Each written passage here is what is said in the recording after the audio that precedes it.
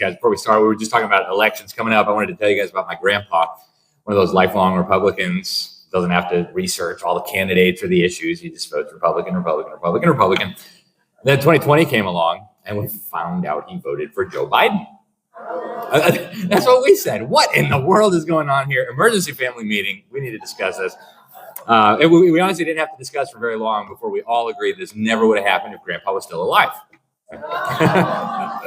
Now, in all seriousness, they have been stealing elections. We need to call them out on that. But don't vote early and often. As they say, death certificates are not valid ID for voting. So we're going to talk today about CBDCs, central bank digital currencies, and digital IDs, and where all of this is going. But before we get to that, I just got back from the Amazon rainforest. I was down there for the UN Climate Summit, covering it for the New American Magazine. And this was literally the official guardian spirit of the conference. It was donated by the Communist Chinese.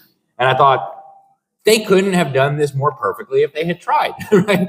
When I tell people this is a spiritual battle, like they don't normally create monuments to show you, but there it is. We took this picture. This was the official guardian spirit of the UN's 30th annual climate summit.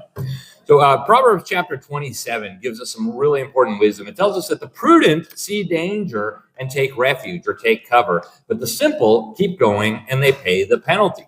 Folks, there is danger on the horizon, and we want to be the prudent. We want to take cover. We want to take urgent steps to protect ourselves and our families. We don't want to be the simple that keep on going and pay the price. So we need to pay attention to what's happening. This digital ID and the digital currency is part of a big package that they call digital public infrastructure, which we're going to break down. But I think the fastest way to explain it is they're building a digital Gulag. It's a complete control system. It's not just surveillance. It's designed to control everything you do, every dollar you spend, all of it will come under their watchful eye. And eventually, your digital ID and your digital currency will be linked to your social credit score. If you're not familiar with this, we first exposed it in the New American Magazine in 2015. The mass murdering dictatorship in Communist China gives a score to every one of their 1.5 billion slaves that determines whether they are a good slave or a not so good slave. And if you're a good slave, you get lots of privileges. You get to get nice jobs. You get to send your children to fancy schools. You get to travel. You can even, some foreign embassies now will give you a visa if you're good. If you are not good, or if you have friends who aren't good, you very rapidly find yourself losing privileges. And if your score drops below a certain level, you'll end up in a re-education camp. And if they can't re-educate you, they might even put you on an operating table and chop your organs out. I wish I was kidding. I'm not. This is the reality of Communist China, which is the model that they're using for the entire world. If you want to know what the future looks like, George Orwell said, imagine a boot stamping on a human face forever. If you want to know what the future looks like, I tell you, go look at China, because that's what's coming if we don't stop these maniacs. So the digital ID component, right? For a while, they were calling us conspiracy theorists. So take off the tinfoil hat. There's no digital ID. Well, they're advertising it to you today. This is the Communist Prime Minister of the once great Britain. This government will make a new free of charge digital ID mandatory for the right to work by the end of this parliament. You will not be able to work in the United Kingdom if you do not have digital ID. Hey, at least it's free. Sign me up. Okay. Now, they're trying to market this now as a tool to control immigration.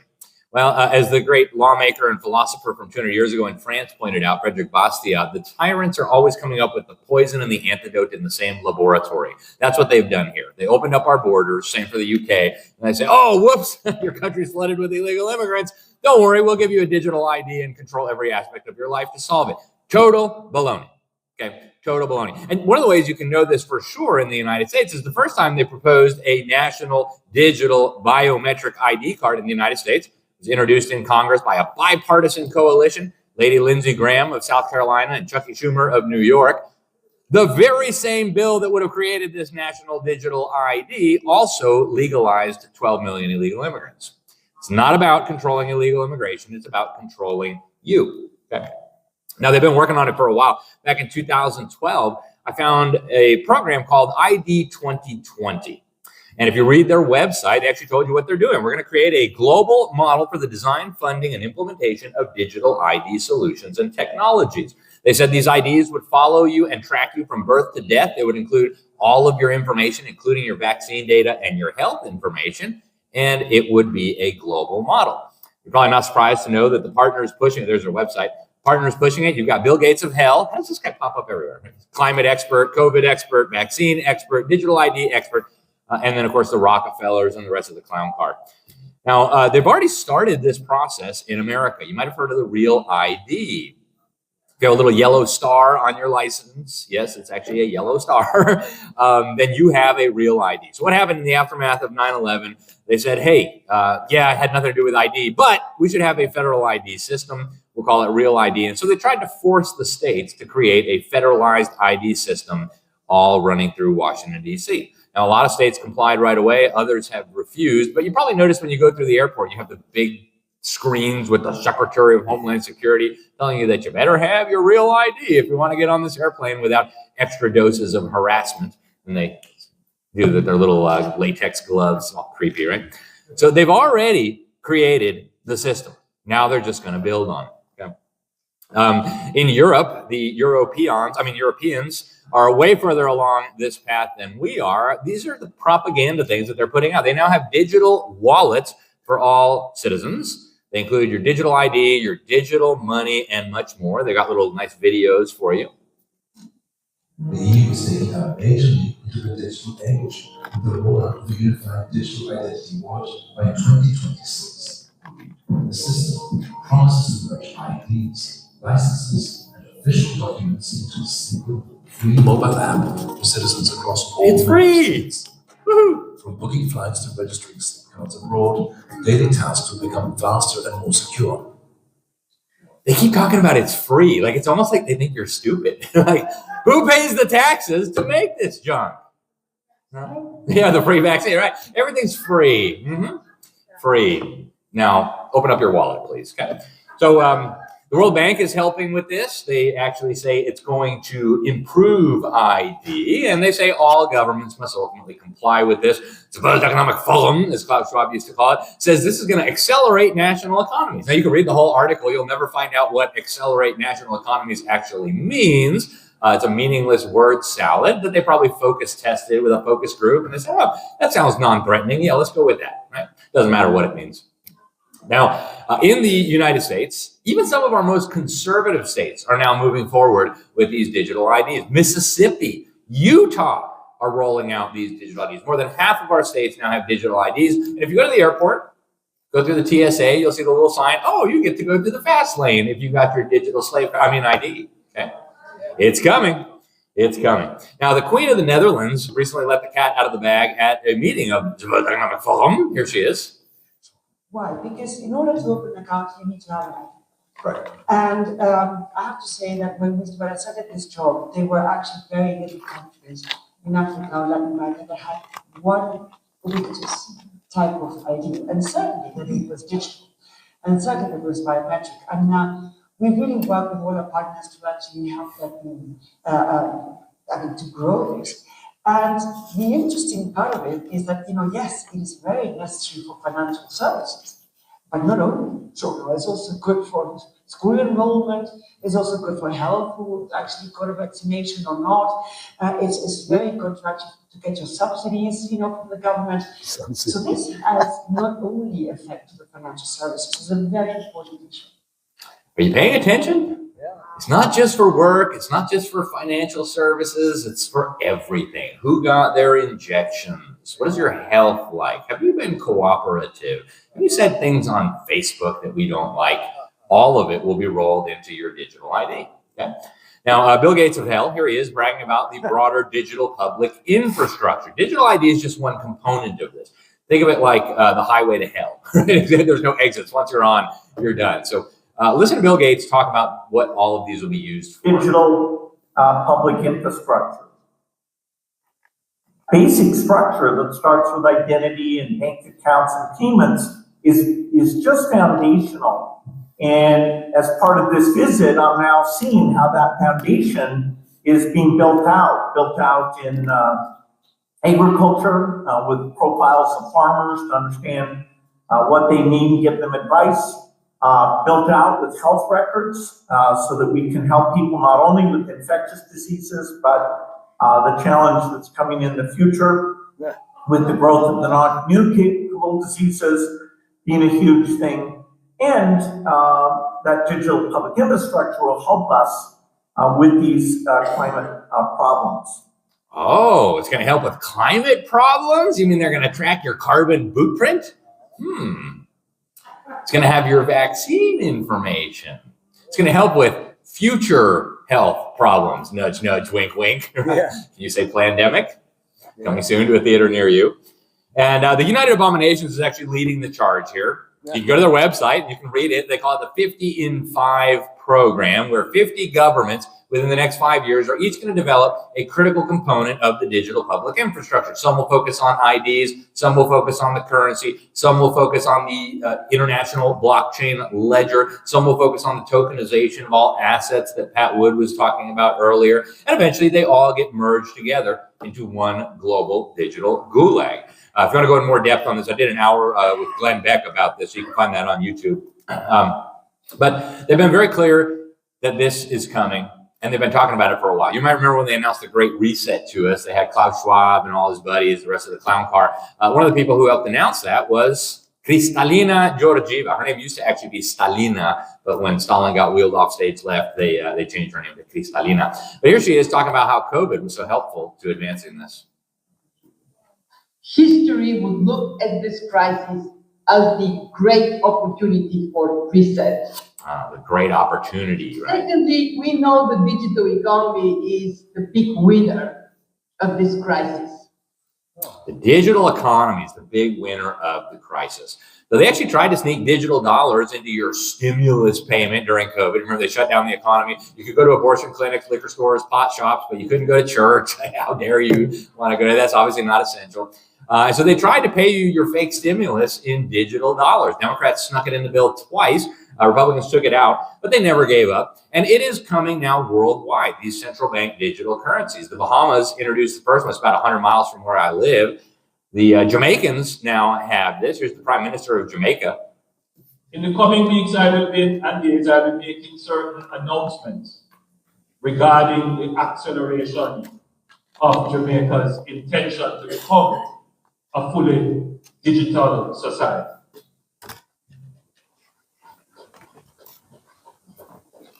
Clap, clap. It's like two We people. are well on our way to this. We have established the national identification system. We have put in place our digital currency. We have given directions to our ministries to digitalize their operations. Most of our ministries are now moving from paper-based systems to digital systems. Our military is transitioning. The society is moving very quickly, very rapidly to become digital.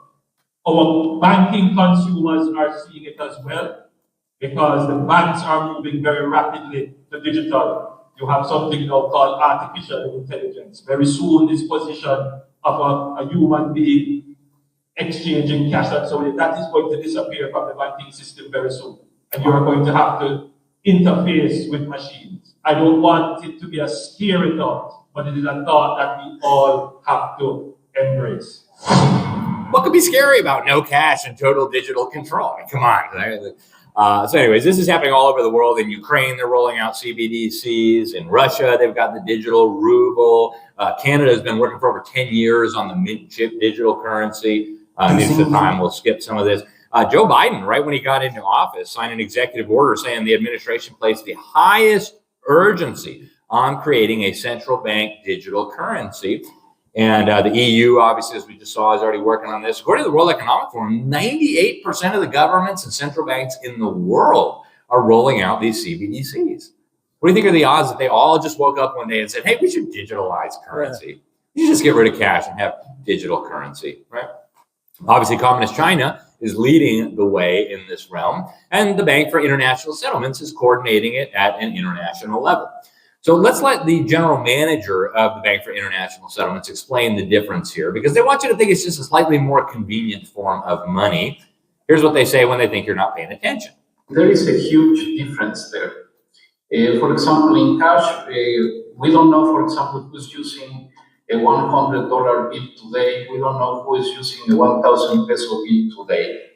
A key difference with the CBDC is that central bank will have absolute control on the rules and regulations that will determine the use of that expression of central bank liability. And all right, so he said a couple of really important things right there. First of all, right now you can walk into a store and use a $100 bill and nobody's going to know except you and the shopkeeper. You can't have that. So yeah, your privacy is all going to be gone. But he went further. He said once they have these digital currencies, he said the central banks will have absolute control over how you use them. Well, before we even get into the specifics of what that means, I want to turn to the Financial Times, one of the big propaganda organs of the elitist would-be world controllers. And they said in their crummy newspaper that what CBDC research and experimentation appear to show is that it will be nigh on impossible to issue these currencies outside of a comprehensive national digital ID management system. Meaning, they said, CBDCs will likely be tied to personal accounts that include personal data, credit history, and other forms of relevant information. All of it is coming together. They don't want you to see the pieces of the puzzle and how they fit together. There's a digital ID to work over here, digital currency for convenience over here, tokenization of assets for ease of trading over here, and before you know it, you're trapped in a giant gulag. Okay? This guy's an Ivy League professor. Here he is at the World Economic Forum telling you about what they're going to do with these digital currencies. You think about the benefits of digital money. There are huge potential gains. It's not just about digital forms of physical currency. You can have programmability, units of central bank currency with expiry dates. You could have, as I argue in my book, a potentially better, and some people might say there a darker world where the government decides that units of central bank money can be used to purchase some things, but not other things that it deems less desirable, like say ammunition or drugs or pornography or something of the sort. And that is very powerful in terms of the use of a seed. Yeah, that's kind of powerful. They'll be able to determine what you can buy. If you can buy, if the government determines you shouldn't have ammunition, poof, your money won't work for ammunition. If the government determines you've been tithing at a conservative church, then you shut that off. You've been giving money to Eagle Forum? Poof, how dare you? You've been subscribing to the New American Magazine? You're going to get a lower social credit score and your money won't work for those things anymore. Okay, the International Monetary Fund is also leading the push for the same thing. Listen, here's the deputy chief. The third way we think CBDC can improve financial inclusion is through what we call programmability. That is, CBDC can allow government agencies and private sector players to program. Yeah, they're going to program your money. Right? Those money can be precisely targeted for what kind of people can own and what kind of use this money can be utilized. What kind of people can own? Yeah, and you're not the right kind of people. Okay, if you're here, unless you're like a spy or an infiltrator or something, you're not the right kind of people who can own. Okay. Now, the Federal Reserve actually bragged in a 2024 report from April that they could program their digital currencies so that they could force you to use them, or they could prevent you from using them to hoard things. How dare you hoard things? Who do you think you are? Right? Now, the Biden regime, in their white paper on how they were going to develop CBDCs, said that these CBDCs needed to facilitate transactions with the global financial system. They also needed to advance, they said, racial equity and environmental priorities. How do you advance racial equity and environmental priorities with money? Well, you program it and you link it to your digital ID and your carbon footprint, which is exactly where all of this is going. And that's not my opinion. They will tell you, if you listen, again, World Economic Forum. If we link that with, AI technology and then big data and particularly Internet of Things, there are ways for us to come up with instant measurement and reporting of the carbon footprint. I hope that through this we can help people to really make different choices. Yeah, they're going to help you make different choices, because you make bad choices, but your overlords, they know better. Here's the next guy. Developing through technology an ability for consumers to measure their own carbon footprint. What does that mean? That's where are they traveling? How are they traveling? What are they eating? What are they consuming on the platform? So individual carbon footprint tracker. They're already doing this, folks. I got off the plane in the Arabian Peninsula a few years ago, and MasterCard had a big sign, a big billboard that they bought to say, we're tracking your carbon footprint now. You should buy a MasterCard. Okay. This is already here. And by the way, I mentioned I was at the UN conference in the Amazon just a few months ago. One of the things that they got into the final text of the agreement was that humanity has a carbon budget that we've already burned through 4/5 of it, and that developed nations, that would be you, burned more than your fair share. And so the little bit that's left, 20% that's left, we need to mostly allocate among the developing nations like communist China and India and so on. So yes, they plan on tracking your carbon footprint. And if you have eaten too many steaks or flown too many times or filled up your pickup truck with too much diesel, you will be in trouble. Okay. Now, in tandem with this push for the digitization of currency is the push to abolish cash. Right around the time that they came out with that ID 2020 group, the United Abominations got together with the Ford Foundation and released the Better Than Cash Alliance. And they actually say right on their website that they're committed to moving from cash to digital payments. Somehow this is going to reduce poverty and drive inclusive growth. Again, a word salad meaning nothing. And here's some of the partners. So you can obviously trust these people, right? Bill and Melinda Gates of Hell, big credit card, mass murdering communist dictatorships, UN agencies, Clintons, right? I mean, what's not to trust? What's not to like, right? Here's some more of the partners in this effort. And you might remember during COVID, they started really pushing this hard. Oh, we can't use cash anymore because cash might have COVID. We're going to do touchless transactions, right? All the fake news all around the world. It wasn't just in America, everywhere, telling people, oh, you might get COVID from using cash. This morning, cash in the age of COVID-19. The pandemic appears to be accelerating the rise of digital currency. Yeah, and on, all over the world again. Same exact kind of propaganda.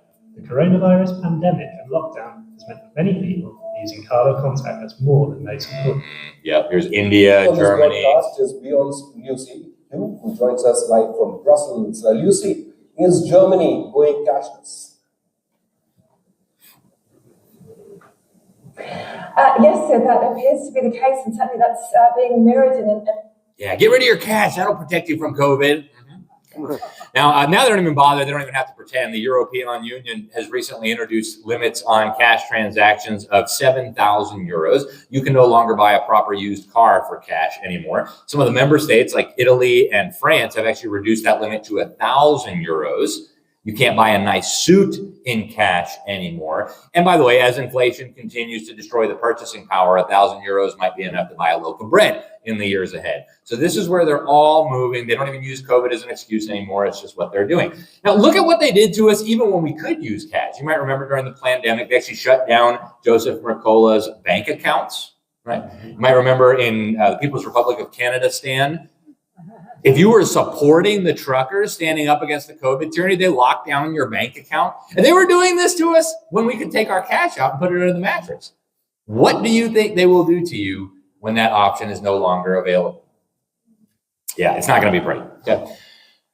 The Uniform Commercial Code has now been changed to steal all of your stocks and bonds. We'll save that for another day in the interest of time. But they're bragging now at the World Government Summit that we're moving toward a new world financial system where there will be no more cash. This is Pippa Malmgren, advisor to multiple presidents. What underpins a world order is always the financial system. I was very privileged. My father was an advisor to Nixon when they came off the gold standard in '71. And so I was brought up with a kind of inside view of how very important the financial structure is to absolutely everything else.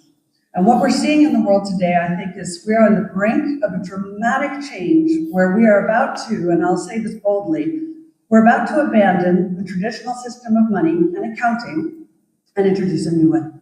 And the new one, the new accounting, is what we call blockchain. It means digital. It means having a almost perfect record of every single transaction that happens in the economy, which will give us far greater clarity over what's going on. Yeah. And by the way, all of that data that they collect, that's going to be processed by the little data centers that Tom was just talking about, so they can feed it to the AI so that they can know everything about you. You might be a thought criminal and not even know it yet, but the AI will know it based on your purchasing. Don't worry. Okay, now back to Agustin Cartens. He's a very boring speaker, but I really want you to pay attention. It's hard to pay attention for a minute and a half of this guy. You might want to fall asleep. Resist the temptation to fall asleep because he will tell you what they are going to do with this, right? They're going to tokenize every asset in the known universe. Every car, every farm, every house, every toothbrush will become a digital token. It will live on this international blockchain ledger that they are currently building. This isn't like a proposal. This is under construction as we speak. And if you want to exchange, if you want to buy or sell something, you will need to use your digital ID and your digital currency through a digital contract to make that transaction on the digital blockchain ledger that is right now being constructed. Listen to him explain this. Around the world, central banks are exploring how to give money new capabilities. The BIS is supporting much of this work as it incubates projects and catalyzes new ideas in the world of central banking. This includes work on central bank digital currencies at both wholesale and retail levels, as well as fast payment systems and their interlinkages across borders. We're also experimenting with the tokenization of different assets, including tokenized deposits. But to fully realize the transformative potential of these new financial technologies, we need some way to bring them all together. In this regard, there is a great promise in developing the idea of a unified ledger with a common programming environment. A unified ledger is a digital infrastructure with the potential to combine the monetary system with other registries of real and non-financial things. It will need to be a public-private partnership with clear division of roles and where the... There you have it. That's what they're building right now. And it means the end of liberty, the end of privacy, and the end of our ability to resist. If you resist, they'll shut you off. Okay, that's where they're going with this. Now, here is just this year's World Economic Forum where they're talking about the tokenization of assets. And notice they have a lot of the third world countries going even faster than the United States right now. Moving towards tokenization, decimalization is necessary. It's ironic that we see two emerging countries leading the world in the tokenization and digitization of our currency. That's Brazil and India. I think we need to move very rapidly to doing that. We would be reducing fees. We would do more democratization by reducing more. By the way, that's not just any random wackadoodle. That guy oversees more money than any other person on the face of the earth. He leads BlackRock, which oversees $10 trillion in assets, not including the tens of trillions that are managed through the Aladdin supercomputer owned by BlackRock. This is the guy who was forcing wokeness on our companies, which the companies were then forcing it on their suppliers, their contractors, their vendors. This is absolutely huge. Okay. Now, a big part of it will involve the health system. They've told us that. The vaccine passports that they rolled out during COVID are not gone. Don't think they're gone for a moment. In fact, the head of the World Health Organization is telling you this. All you have to do is listen. Okay? The COVID-19 pandemic highlighted the value of digital health solutions in facilitating access to health services. While the emergency phase of the COVID-19 pandemic is now over, investments in digital infrastructure remain an important resource for health systems and for economies and societies at large. Like many countries, the European Union made significant investments in COVID-19 certificates to help people move around as safely as possible. Couldn't resist, sorry. Joe is proud today to launch the Global Digital Health Certification Network. So thank you so much to European Union for the excellent certification system that you have transferred to us, and we have the chance to build on it. WHO will begin operations of the network today with the existing COVID-19 certificate as a global public good. Soon after, we will expand this infrastructure by incorporating other use such as a digitized international certificate of vaccination, routine immunization cards, and international patient summaries. Are you listening to this guy? They are building an international system to keep track of everybody's vaccine status. And even if you got the 24 COVID booster, what is it, 25 now, 26, I forget. But even if you got all of those and somehow survived, God bless you, they're not going to stop with those. Okay. Next, they're going to want mRNA flu shots every 3 months. And they're going to want mRNA chickenpox vaccines for your children. And all of it will be tracked. And your ability to do anything, including make a living, including travel, including buy and sell, will be dependent on compliance with this. Okay. Now, my wife is from Sweden, so I can't make too much fun of the Swedes, but all over Sweden right now, there are thousands of lemmings in human bodies walking around with microchips in their hands. It's their vaccine passports, and they're very proud of this. Listen.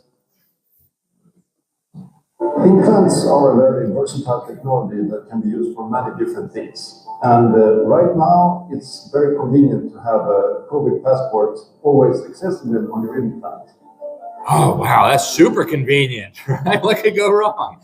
And now, that'd be bad enough if it was just in Sweden. I used to say Sweden was 30 or 40 years ahead of America. I think it's closer to 20 now.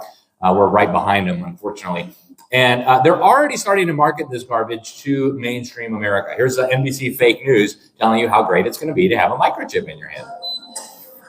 When Elias Brooker goes to work, he doesn't need ID, and he doesn't need money. In fact, much of what he needs to get through the day is hidden right there, just below the surface, in his hand. Like touch it? Yeah. Oh, weird. Yeah, it's like a grain of rice. Yeah, grain of rice. Embedded in his hand is a microchip that serves as his keys, his ID, and his wallet. Wow, all of that on one convenient microchip. And I know what you're thinking. I'm not going to sign up for that. That's crazy. What are you going to do when they say you can't have a job? You can't sell your wares. You can't send your children to school. You can't get on an airplane. It's easy to say no now. It won't be as easy going forward if we don't stop these tyrants right now. Now, they have even crazier plans. Klaus Schwab just got wheeled off stage left last year for obvious reasons. I mean, who chose this guy to be the front man for this unbelievable agenda? But listen to what he says where digital ID is going. It's going to be a fusion, he says, of your digital ID and your biological and your physical identity. It's at the end, what the fourth industrial revolution will lead to is a fusion of our physical, our digital, and our biological identities. The fusion of our digital biological identities, right? You can see why they cast him to the side now. I don't blame him, honestly. But that's pretty creepy. Right? So to find out what that means, I bought his book, The Fourth Industrial Revolution. You should read it. He says all your little smarty phones, that's not just going to stay in the world around us. He says that's going to be implanted within us very soon. Okay? It's going to allow your brain to communicate wirelessly with the digital world. He's been saying this for over 10 years in public on TV interviews. And his sidekick, if he's Batman, this guy here, Yuval Noah Harari, is his Robin, the evil version of them, I guess. He's got some thoughts on where this is all going to. Maybe in a couple of decades, when people look back, the thing they will remember from the COVID crisis is this is the moment when everything went digital. And this was the moment when everything became monitored. That we agreed to be surveyed all the time, not just in authoritarian regimes, but even in democracies. And maybe most importantly of all, this was the moment when surveillance started going under the skin. Wow. So he said we all agreed to be surveilled all the time. Raise your hand if you agreed. He's lying, right? We didn't agree to anything of the sort. That's crazy. And yet he's running around telling people that we all agreed to be surveilled and that surveillance would be under the skin. He goes even further, believe it or not. Here he is talking about how you are now just a hackable animal. We need to reinvent democracy for this new era in which humans are now hackable animals. You know, the whole idea that humans have, they have this soul or spirit and they have free will and nobody knows what's happening inside me. So whatever I choose, whether in the election or whether in the supermarket, this is my free will, that's over. That's over, okay? Hackable animal. Stop imagining that you have a soul or a spirit or free will. Did you get to choose your leaders or your groceries? That's over. Okay, over. Now, Elon Musk, and thank you for buying X and allowing me to speak my mind, I guess. But he's got some crazy ideas too, if you listen to him. This will be a slow process where we will gradually increase the issues that we solve. And so ultimately, we can do a full brain machine interface, meaning that we can ultimately, this is going to sound pretty weird, but yeah, achieve a sort of symbiosis with artificial intelligence. So this is not a mandatory thing. This is a thing that you can choose to have if you want. And he knows how bad this sounds. It's really important at the civilization level scale. So, and I've said a lot about AI over the years, but I think even in a benign AI scenario, we will be left behind. And so, hopefully it is a benign scenario. But I think with a high bandwidth brain machine interface, I think we can actually go along for the ride. And we can effectively have the option of merging with AI. Merge with AI. Yeah, okay. Interesting. In addition to merging with AI, we can also re-engineer our bodies and brains, and we can also edit the DNA of our babies. Now, Bill Gates of Hell started promoting this over a decade ago. He had an article called Gene Editing for Good in Foreign Affairs magazine, where he said, hey, we already gene edit our crops, our livestock. Why not genetically engineer our babies? Okay. You see, the difference of this forced industrial revolution is it doesn't change what you are doing.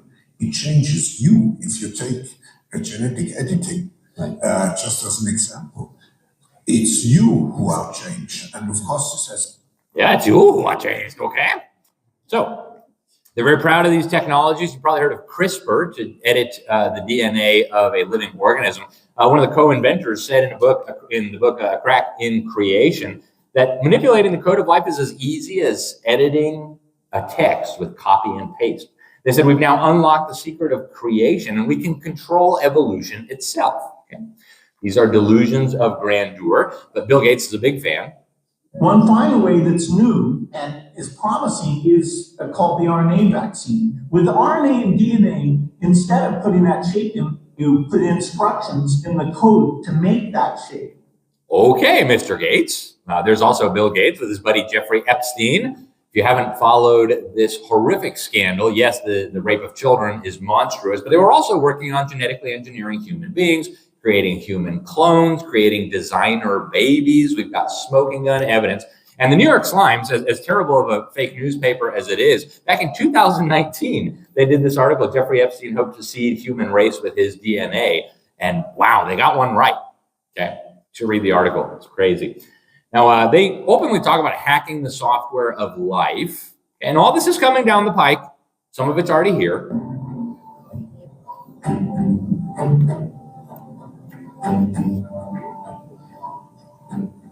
As I've trained as a physician scientist, we've been living this phenomenal digital and scientific revolution. And I'm here today to tell you that we're actually hacking the software of life and that it's changing the way we think about prevention and treatment of disease. So here's all the biology you need to know in 30 seconds. Our body is made out of organs. Our organs are made out of cells.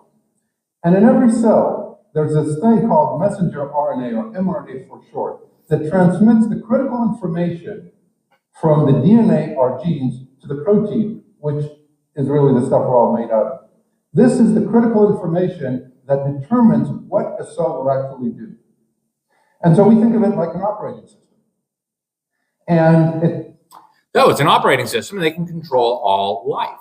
Now you're thinking, well, I'll never take that. Well, some of us already did. There's been a paper published from Malmo, Sweden, senior author is Yang D. Moretis, that showed that the genetic code for Pfizer gets installed into the humus nucleus of the hepatomas cell line very rapidly, within a few hours. and experts believe the entire code is actually installed into the human genome. This paper has not been challenged by any other lab.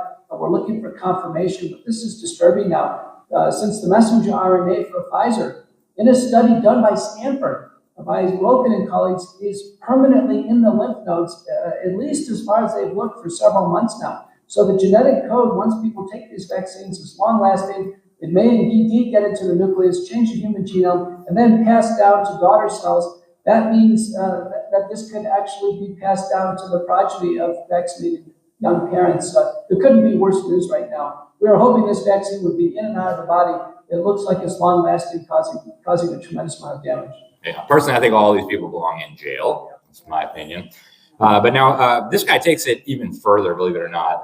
First, I want you to hear what he thinks about Jesus. I mean, all this story about Jesus rising from the dead and being the Son of God, this is fake news. Wait, it's fake news. Okay.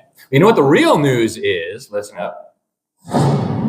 Now humans are developing even bigger powers than ever before. We are really acquiring divine powers of creation and destruction. We are really upgrading humans into gods. Upgrading humans into gods. What could go wrong? Okay. That's what his whole book is about, Homo Deus. And you might recognize that lie. It's actually the oldest lie in the book. If you go back to Genesis chapter 3, that's literally what Satan said to Eve. Ye shall be as gods. So Satan is very uncreative. But the very same lie from all those thousands of years ago is now back with a techno mask. He actually says we're going to be better than the God of the Bible. So yeah. But obviously education is preparing the way for this. They are brainwashing our children in unbelievable ways to be prepared for this. And so in the last couple of minutes that we have here, I do want to encourage you folks to, first of all, get ready to say no. Second of all, protect your children. If you've got children in the government school system, if you can get them out, do so immediately. I serve on the board of the Freedom Project Academy. It's a wonderful program. I also have my own children enrolled in something called the Classical Conversations. And I think they get it right on the purpose of education. It's to know God and make him known. Right? It's not to get you a good job and earn lots of money. There are much more important things. And so we really need to rethink education. Charlie Kirk understood a lot of this. In my last conversation, he and I worked together on education. He had me as a keynote speaker at a bunch of his events to speak on this. And he bought hundreds of copies of my book and gave them to every teacher. And in our last public conversation, he was on my show talking about some of these issues. And I want you to hear this before we wrap up today. The threat that we're facing is one of the most significant threats in American history. Talk to us about it and how do we beat it? Yeah, I think the threat is demonic in its core, and the woke. It's demonic at its core. Right? It's not a political battle per se. It's worse than that. And what do we need to do to stop it? Well, how do we prevent them from capturing the minds and the hearts of the next generation so that we ultimately can stop this?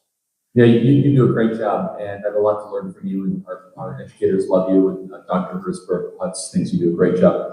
Look, I'm not an expert, but I know enough, having visited over 150 colleges and having been in the space. We have the whole premise of education wrong. We have the whole premise of education wrong. And he goes on to give a beautiful explanation of where the system came from, why it's destroying our children, and how getting our children out of this system and getting the government out of education is the only path forward.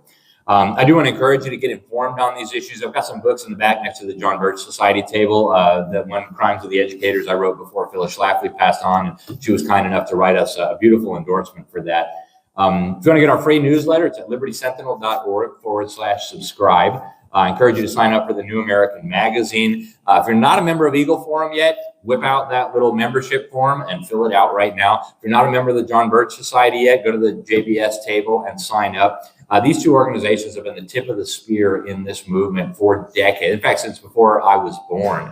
And we can't do all the work ourselves. I mean, we need more people pulling at the oars if we're going to protect our freedom. We've got to boycott these evil big technology companies. I don't use Google for anything anymore. It's not nearly as difficult as you might think to de-Google your life. And there are good alternatives too. We've got to use cash as often as we can. The longer we can preserve cash, the more difficult it becomes for these tyrants to take it from us. I know you won't get your frequent flyer miles and your cash back and all the rest of it, but your freedom is worth it. In Florida, we actually banned central bank digital currencies. I'm grateful to our governor for that. Donald Trump has also put a temporary pause on this, although now they're just weaponizing the cryptocurrencies, the private digital currencies. We've got a whole lot of states now that have passed legislation to make gold and silver into transactional legal tender. California will probably be one of the last to jump on the bandwagon, but with y'all's efforts, we can make it happen. Texas even set up a gold bullion depository so that they could have their own economy run in gold and silver as the Fed gets completely out of control. I do want to encourage you to read Daniel chapter 3 over and over and over again, because we are headed into a time now where we're going to have to learn how to say no. So if you're not familiar with the story, I'm just going to end with this. In Daniel chapter 3, the Hebrews are in captivity under this monstrous king, King Nebuchadnezzar, who God is using to punish his people for disobedience and idolatry. And he sets up this big, huge golden statue and demands that everybody bow down and worship it. And these three Hebrew boys, Shadrach, Meshach, and Abednego, say, no, we're not going to do that. In fact, I love their response. I'm going to read it to you word for word. They said, "O Nebuchadnezzar, we are not careful to answer thee in this matter. If it be so, our God whom we serve is able to deliver us from the burning fiery furnace, and he will deliver us out of thine hand, O king. But if not, be it known unto thee, O king, that we will not serve thy gods, nor will we worship thy gods, nor worship the golden image which thou hast set up." And you can imagine Nebuchadnezzar was really, really mad, threw him into that fiery furnace, made it 7 times hotter than normal, and miraculously, they all walked out of there. And it was incredible because God actually used this to bring the most powerful man in the world to his senses. Here's what Nebuchadnezzar said when they walked out of that fire. He says, "Blessed be the God of Shadrach, Meshach, and Abednego, who sent his angel and delivered his servants that trusted in him and have changed the king's word and yielded their bodies that they might not serve nor worship any God except their own God. Therefore, I make a decree that every people, nation, and language which speak anything amiss against the God of Shadrach, Meshach, and Abednego shall be cut in pieces. Their houses shall be made a dunghill, because there is no other God that can deliver after this sort." So I don't know what our battle is going to look like, whether it's you must send your children to this mandatory brainwashing, you must participate in this abortion, you must take this microchip in your hand, whatever it is. Our answer needs to be no. We're not doing it. Our God can protect us. But even if he doesn't protect us, we're still not doing it. Now, God didn't give us a spirit of fear. God feeds people with all kinds of creative ways, and he can feed us. And we know that by the time this is all over, the devil, Satan, is going into the lake of fire forever and ever. So praise the Lord. God wins. God bless you all. And thank you very much